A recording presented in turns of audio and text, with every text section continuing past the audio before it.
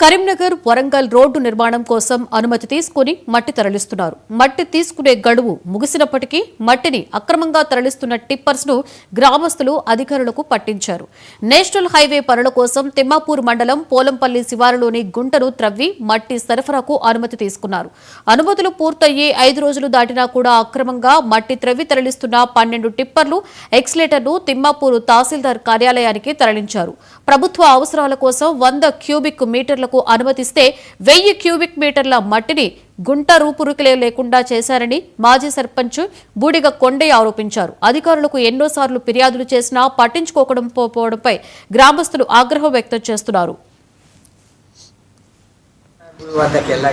అక్కడే ఉన్న survey number 69లో కరిశలగుట్టపై కొన్ని ప్రోక్లేన్లు లారీలు కనబడక నేను పోయి అక్కడ వాళ్ళని విచారించగా వాళ్ళు ఇల్లీగల్గా మట్టి ట్రాన్స్పోర్ట్ చేస్తారనే విషయం నాకు తెలియగానే నేను సంబంధిత అధికారులకు మైనింగ్ ఏడీ గారికి, మైనింగ్ ఆర్ఐ గారికి మరియు తహసీల్దార్ గారికి ఈ విషయం సమాచారం ఇవ్వగా అరే వాటికి ఎలాంటి పర్మిషన్ లేదు, మేము వచ్చే వరకు నిలుపుదల చేయమని వాళ్ళ ఆదేశానుసారమే నేను మరి కొంతమంది గ్రామస్తులు అట్టి లారీలను నిలుపుదల చేసి వారు వచ్చేంత వరకు వెయిట్ చేసి.